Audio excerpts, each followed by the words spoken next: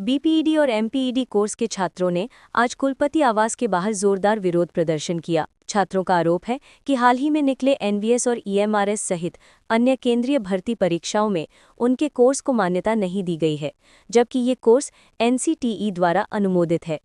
छात्रों का कहना है कि योग्यता सूची में बीपीईडी और एमपीईडी को शामिल न करना उनके भविष्य को भी प्रभावित कर रहा है।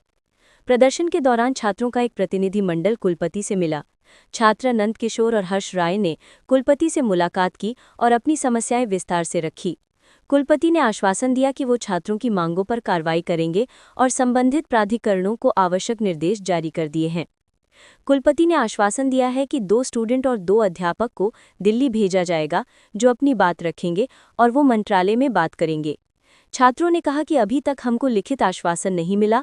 हम चाहते हैं जल्द से जल्द एक प्रतिनिधि मंडल भेजा जाए और हमें हमारी मांगों को पूरा होने का आश्वासन मिले, तब हम अपना धरना समाप्त करेंगे। हालांकि मौके पर मौजूद प्रोफेसर और प्रैक्टोरियल बोर्ड की टीम छात्रों को समझाने में लगी हुई है। छात्रों ने कहा कि हमारी भविष्य के साथ खिलवाड़ हो रहा है।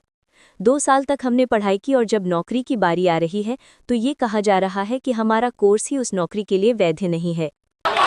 पिछले अभी कुछ महीने पहले एमआरएस की वैकेंसी आई थी, उसमें हमारी एलिजिबिलिटी को दर्शाया ही नहीं गया, नोटिफिकेशन से बाहर कर दिया गया। एनसीटी के द्वारा हमारा कोर्स अप्रूव की है, लेकिन हमारे कोर्स को उसमें नहीं रखा गया। एमआरएस, नवोदय, केंद्रीय विद्यालय, इन सब संस्थाओं में हमारे यहाँ से 80 से 90% लड़के सेलेक्ट होकर जाते हैं और पूरी इंस्टीट्यूट को हैंडल कर रहे हैं अपने अपने दम पे। हमारे एक इंस्टीट्यूट प्रीमियर इंस्टीट्यूट है, पर हमारे लिए कोई कदम अभी तक उठाया नहीं गया। हम पिछले 1.5 महीने से हम लगे हुए हैं, अपनी बातें लेटर के थ्रू मेल करवा रहे हैं, ट्विटर पे ट्रेंड चलवाएं, लेकिन हमारी आवाज़ कोई नहीं सुन रहा है। अभी भी ये लोग जिद पे अड़े हुए हैं। हम कह रहे हैं कि हमारे यहाँ से डेलीगेट्स भेजिए, चलिए टिकट कराइए, हम यहाँ से बीएचयू को रिप्रेजेंट करेंगे, बीएचयू की तरफ हो जाइए।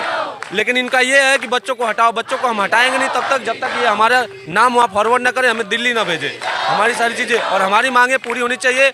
हमने अपना पूरा जीवन खेल को दिया है, पूरी जीवन। उसके बाद हमने बीपीएड एमपीएड में आया है और पूरे एक कंपटीशन दे के हम मालवीय जी के बगिया में आते हैं, लेकिन हमारा उसका कोई निष्कर्ष नहीं निकला। 4था साल होने जा रहा है। हमारे माँ बाप सोच में पड़ गए हैं, कुछ के माँ बाप बीमार पड़ चुके हैं कि हमारे बेटे का कोर्स का भविष्य क्या है।